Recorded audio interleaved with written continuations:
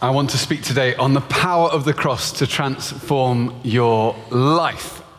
I have been captivated by Jesus for over 20 years. He lived a life of stunning beauty. He spoke words of wisdom, never better before or since. He healed the sick. He came alongside those who were struggling and in distress. He lifted up the weak. He unsettled the strong. He spoke words of truth that set people free, and still 2,000 years ago, 2,000 years later, have the power to resonate in people's souls and bring peace to their minds. He comforted the disturbed, and he disturbed the comfortable. He was gentle with the weak and unsettled the powerful. Jesus is fascinating in every single way. And yet the thing I find most remarkable about Jesus is the way in which he died and the significance of his death. You might have been a Christian for many years, or just a few weeks, or just a few days. You might still be working out what you think about Jesus. But wherever you're at, you never graduate from the gospel. You never move past understanding and working out the significance of Jesus' death on the cross for every day of your life. It's like a beautiful diamond that you could spend your whole life looking at and turning in the sun and seeing another glimpse of its beauty. It's like a powerful lens that enables you to see right into the very core of your being and see yourself as you truly are, and to look out and to see this world as it really is. It makes that much difference. And I just want to draw out three quick things that this passage shows us about the significance of the cross and the power of the cross to change each and every day of your life. And the first is that the cross empowers compassion. It's a complex time we're living in, perhaps one of the most complex times that anyone has ever lived in, with crisis after crisis after crisis in every area of life. And yet, while these crises are happening and people really need support and help, almost because of our capacity to give support, our capacity to show compassion, and our capacity to come alongside people has never been more depleted. It's like our reserves have been run dry, and now suddenly there's all these needs that we can identify and we want to respond to. And so it's tempting just to kind of bunker down and say, I'm just going to focus on myself, I'm just going to do me, everyone else can just go whistle. But the difficulty is, as you step away from people, it's almost like the muscle of compassion in your life, if you're not using it, it shrinks. And so then you become less likely to step towards people. You become less willing to do so and less able to do so. It's almost like when we stop stepping towards others, our capacity to show compassion shrinks and our ability to do so recedes. One of the most remarkable things, I think, in this passage is as Jesus is going through the greatest trial of his life, under huge pressure, facing physical turmoil, extreme pain, exhaustion, he hasn't slept, and he has to face the spiritual isolation of the cross in a moment, and yet his focus doesn't seem to be on himself. As a crowd gathers, a group of women are with Jesus until the end, and they are mourning and weeping for him. But Jesus' concern is for them. He foresees the pain that's going to come to Jerusalem. He says, don't weep for me, weep for yourselves. In fact, most of the words Jesus speaks as he is on the cross are spoken out of a concern for others. He responds in the midst of all that's going on with compassion. And compassion is an interesting word. It's a compound word. It means to suffer with. It means to associate yourself with another's suffering, to kind of take it on board, to even experience another's pain as if it is your own, to identify so closely with them that when they hurt, you hurt. And true compassion is when your commitment to a person is greater even than the cost of bearing their pain. And in life, your passion is what you're prepared to suffer for. If you want to know what your passion in life is, ask yourself, what am I prepared to suffer for? It's what the word passion means. And Jesus' passion, Jesus' great passion is you. He came to win you. He wanted to know you. And when you see the way he suffered for you, it kind of empowers you to face the challenges that come our way. Jesus didn't only demonstrate compassion by the way he approached the cross, but his very act of dying on the cross is the ultimate act of compassion. To taking on himself our pain, our wrongdoing, our suffering on his shoulders.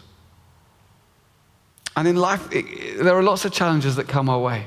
I've been really struck recently, there's a woman in our church who is facing a very, very severe health crisis at the moment. And it would be so tempting for her, I'm sure, just to kind of bunker away and not see anyone.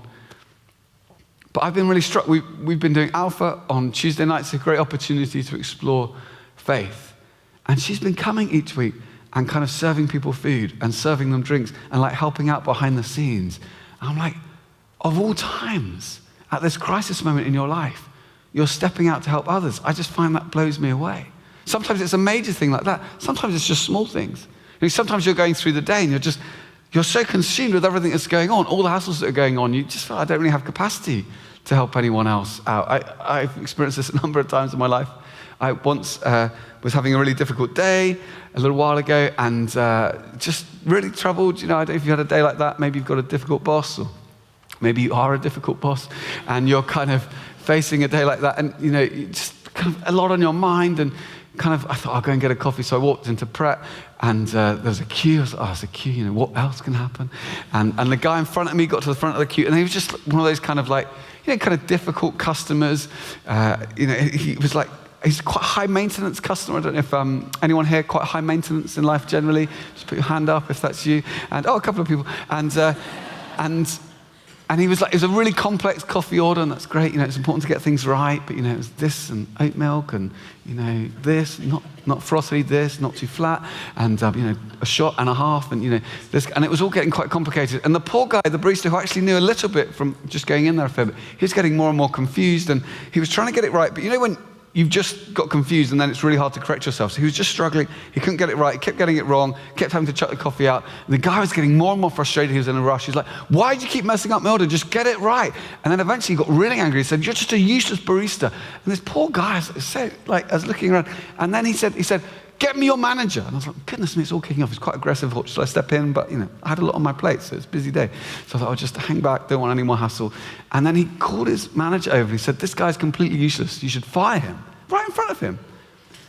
And then he said, the worst guy I've ever seen working on prayer, you should just get rid of him. He's useless. He's wasted my order, he's wasted my time, and if you don't sack him, you're a bad manager, you should sack yourself. And then he stormed out.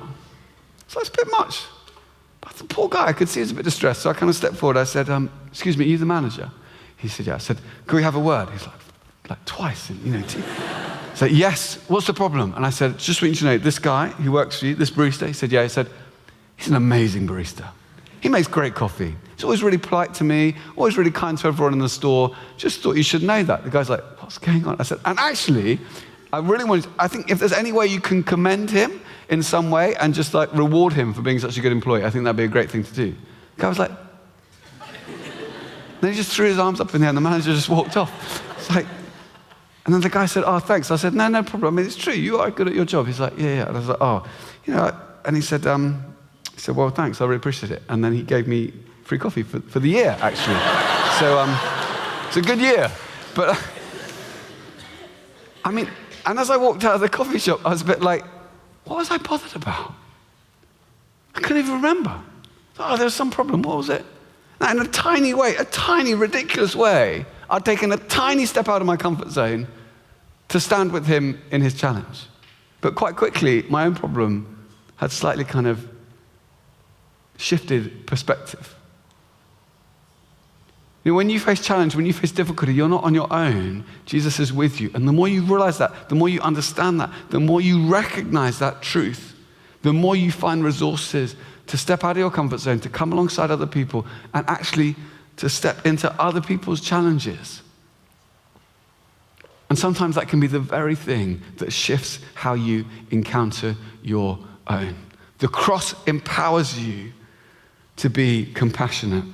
It empowers compassion. But secondly, the cross enables you to forgive. I wonder what your instinctive response is when someone is rude or unkind or takes a pop at you or has a go. I wonder if you're one of those people, a bit like a rhino, you instantly react, you're like, right, you kick right back at them. Maybe you're a bit more like a hedgehog, you're kind of like, you just think, I'll just leave this for a few hours or a few days or a few years, and I'll let them know, when they're older, just how much they've upset me, if they ask. And I don't know how you're wired, but as Jesus is dying on the cross, he's insulted and he's mocked. They say he saved others. Just imagine this, as someone is dying in front of you to say these words. He saved others, let him save himself. As a guy is gasping for breath, being executed. He's exhausted, he's wounded, he's struggling for breath. He looks around and he sees not his friends, most of them have run away. He sees his enemies who are mocking him. Can you imagine anything worse? And Jesus' first words on the cross are actually a prayer to his Father in heaven, the one who holds all the power and all the authority in the universe. And if you were Jesus, what would you pray? Help me annihilate these muppets, particularly that gobby one who keeps kicking off. What would your prayer be? Get me out of here. Why? Jesus' first words on the cross are a prayer, not for himself, but for his enemies, asking his Father to forgive them, the very people who at that moment are executing him and torturing him. Father, forgive them. They don't know what they're doing. I mean, Jesus said, love your enemies, pray for those who persecute you. It's one thing to say it. It's another thing to live it. And it's a whole nother thing to die it. Everyone thinks forgiveness is a great idea until someone does something that you find it really hard to forgive.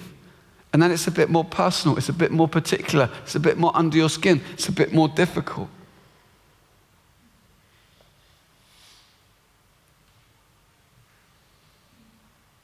Jesus knows that only by this way, only by his life for ours, only by his righteousness for our sin, that we can encounter God as much loved daughters, much loved sons. It's only this way that we can be forgiven, redeemed, this way that our guilt can be atoned. Jesus knows that even this act of evil can be turned to remove and defeat evil, to take the sting of death away. And when you see that, when you realize that, it radically reshapes how you understand forgiveness. I don't know if you're struggling with forgiving someone at the moment, and I know there are horrible things that people do, and sometimes it's almost impossible to think of forgiving someone for the things they have done. Sometimes it's really hard to forgive very small things. You think, it's just irritating, it's annoying, you find it hard to let go. Even really little things. Still remember a little while ago, my friend, when I was working as a barrister, he was a senior lawyer, and he was organizing a conference for barristers from right across the country. And they were coming to this hotel for a weekend. And to help him out, I just said, can I help? He said, yeah, I'd love you to help out. And me and my colleague Rachel helped out just a couple of really small practical things across the weekend. But on the Friday night, as all these barristers came from across the country, we just had to be in like the lobby of the hotel, and we had a little table, and shouldn't have made any difference, but to all intents and purposes, we just looked like hotel workers just sitting there, and we had to help people register and give them their room keys. Very simple job. It was going very well. I thought, I've got skills at this, And then this woman came storming back to the desk, one of the barristers. She slammed her keys on the desk. She said, my room is atrocious. Change it now. And I said, I'm sorry about that. And then I thought, how do I change the room? That's really complicated. So I was kind of looking down, trying to work it out. So just bear with me. I'm just trying to work out how you change the room. And afterwards she said, hurry up. I want a new room now. And I said, I'm trying. I just can't work out what room's free, if there's another room free. And she was like, are you thick or something? Are you stupid? Just give me a new key. And I said, I'm trying. She said, just give me that key. I said, if I give you just someone else's room, then they'll be stuck with your room, and your room's apparently not very nice, so I don't want to give you your room. I'm just trying to find if there's a spare room. And she was like, hurry up. And I said, look, I'm trying. She said, I'm not asking you, I'm telling you, give me a key now. I was like, this woman is rude. And then just as I looked down to try and work it out, she like reached across, grabbed a key, took it, and said, I'll do it myself, and stormed off. I was like, I turned to my friend Rachel, I said, what is that? She was like, who does she think she is? We were just like, what on earth? And then for the next half hour, I don't know if you've ever experienced that feeling of complete moral superiority, where you're like, they're wrong, I'm right. And I feel it's quite a nice feeling, that kind of self-righteous, they're completely wrong, I'm completely right. She said, how are you going to get her back? I said, oh, don't worry, I don't need to get her back. Inside I was thinking, I'm going to get her back. So I went back to my room. It's quite nice, actually. And I was in there thinking, what can I, you kind of, I'm sure you've never done this, but sometimes you can play a conversation out in your mind. Like if I do bump into her in the bar tonight, how will I deliver the one-liner? How will I kind of, get even? I know you've never done that, but sometimes people do that. And but then actually it was a dinner that night, and big hall, and my colleague who had arranged the whole thing was sitting on one table around here, and we were sitting with him because we were his friends. And as I sat down, I was like looking at her, where is she? And then I saw her, she was like over there in the corner. And then I didn't know he was going to do this, but he got up to give a speech at the end of the dinner. And as part of the speech, he started saying, I just wouldn't have been able to do this without my friends and colleagues, Stephen and Rachel. So can we give them a round of applause? Can we thank them? And so we had to stand up. And as we stood up, everyone was kind of applauding and looking at us. I was looking at one person in the corner. And I thought, wait for it, she's going to work it out. It's just going to take a few seconds. So I was like looking in the corner like this, and she was kind of like, politely looking around. And I saw her look like this, and I saw her look like this, and I was like, I know. And it was an amazing feeling. Often I replay it just to, and then I sat down, and I thought, I got it. And then within about 5 minutes, I was thinking, why are you so pleased with yourself? You think you're superior to her? You don't know what kind of week she had. You don't know how difficult things are at in her business or in her family, or you don't know what she's facing, what challenges she might have been through. You feel so good about yourself, Steve? When was the last time you messed up in a major way? It wasn't that long ago, was it, when you needed forgiveness? I suddenly realized, I've been enjoying so much the feeling of feeling superior. But I was kidding myself.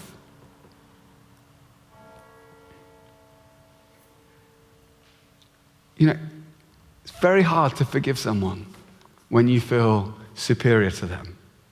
We talk about forgiveness like it's the easiest thing in the world, but there's a cost to it. And I've struggled to forgive a number of times, big things, small things, and I've had to be reminded, actually, I need forgiving. There's things, big things God has had to forgive of me, and that changes things. I can't feel superior at the foot of the cross. At the foot of the cross, it's not like there are kind of levels, different spots for different kinds of people. It's just flat.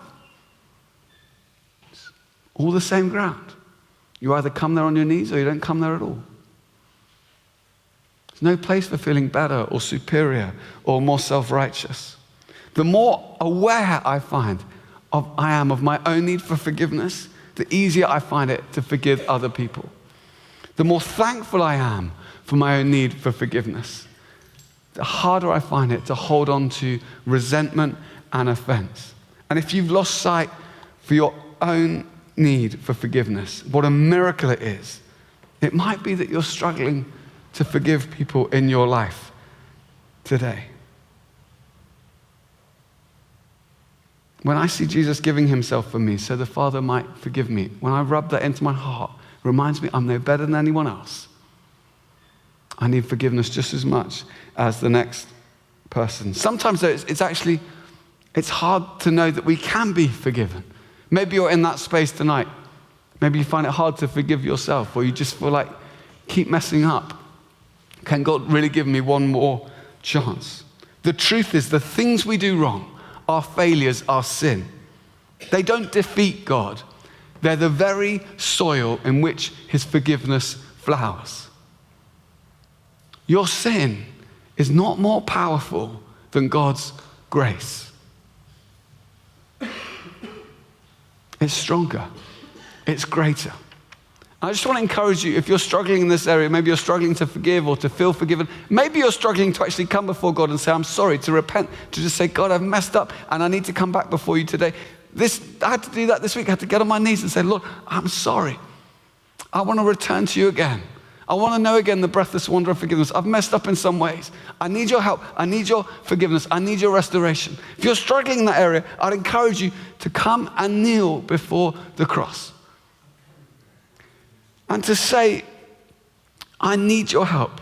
I need your forgiveness. I'd encourage you, even between now and Easter, maybe you want to read one of the accounts of Jesus' death in the Gospels. You know, looking at the cross is the most practical, the most personal, the most powerful thing you can do. It will transform the way you work. It will transform the way you lead. It will transform the way you treat people. It will transform the way you go through your day-to-day life on an hourly basis, just to remind yourself of who you are before the cross and the difference, the transforming difference, the miraculous difference, the radical difference that makes to your life. He was wounded so you might be healed. He was cursed so you might be blessed. He bore God's judgment so you would never have to fear it. He was forsaken so that you might be forgiven. He didn't save himself. They were right. So that he could save you. And when you see your life through the lens of the cross, all your mistakes can be redeemed. And even the most painful things in your life can be turned for good and can be restored. And then the third thing we see in this passage is the cross enables you to hold on to hope and to hold out hope. How do you hold on to hope even in the midst of the trial? Well, Jesus is crucified in the midst of two criminals. And the first joins in with the mocking. Aren't you the Christ? Save yourself and us. But the second criminal seems to see something in Jesus and he just wants to respond to it. Don't you fear God? You know, we're about to die. We're punished justly. We're getting what our deeds deserve. But this man has done nothing wrong. And generally speaking, when you come close to Jesus, whether for the first time or for the 1,000th time, you're aware of at least two things straight away. You're aware of your own sin. You're aware of how far you fall short. You're aware of your need of him. And then you're aware of how holy God is and how wonderful he is and how beautiful he is. And you're aware of the gap between those two things. And then you become aware of the love that bridges that gap.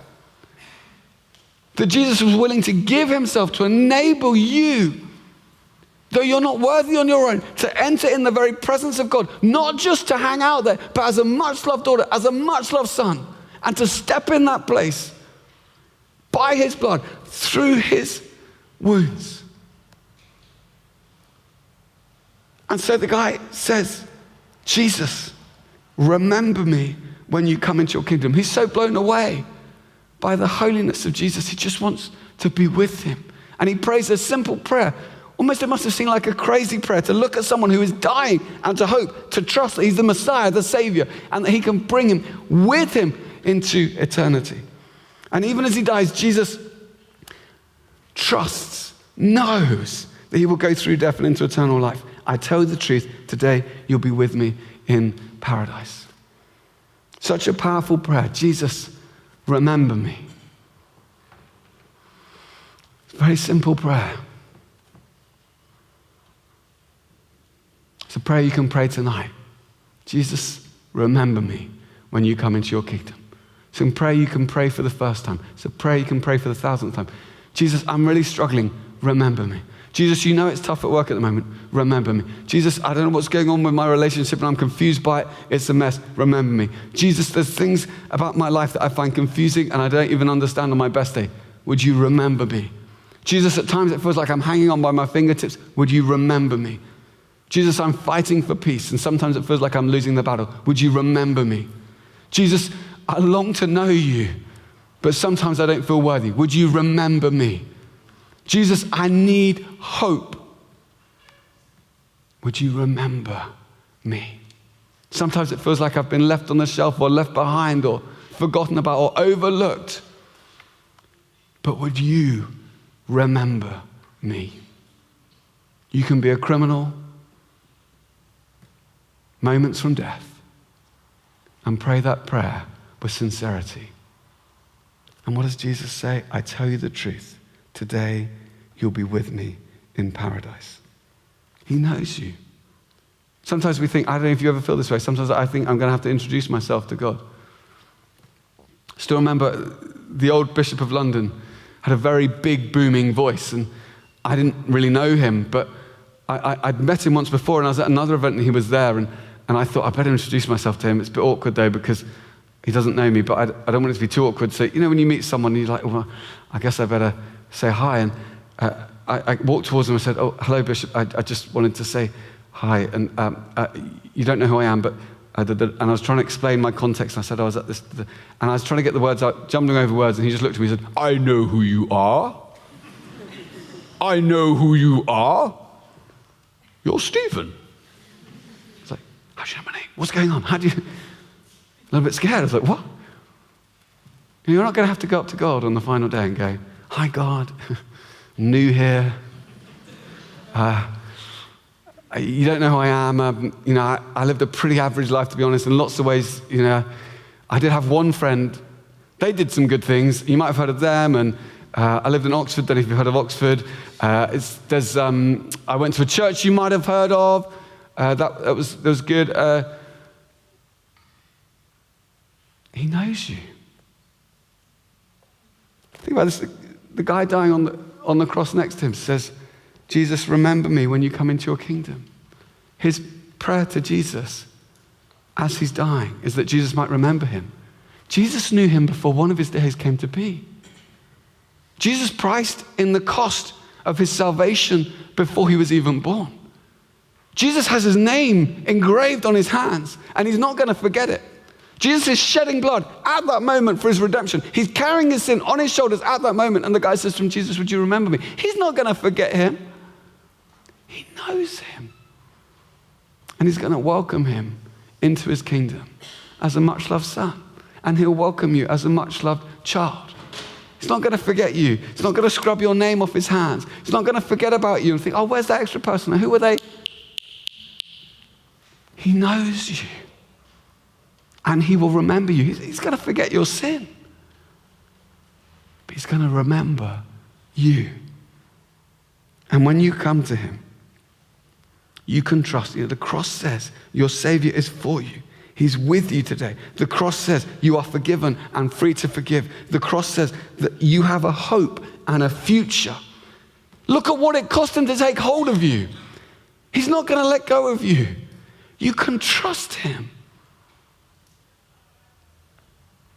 And the cross says that no enemy, no evil has the last word over your life. Even your sin doesn't have the last word over your life. The last word over your life is spoken by the voice of Jesus Christ. Jesus, would you remember me? Jesus, I've messed up. I'm so sorry. I've made mistakes. But would you remember me? Jesus, it's been a difficult time. I haven't known how to keep going. But would you remember me? Jesus, I find forgiveness confusing and sometimes I'm not even sure how to do it. But would you remember me? Jesus, would you remember me? Let's stand and we're going to pray.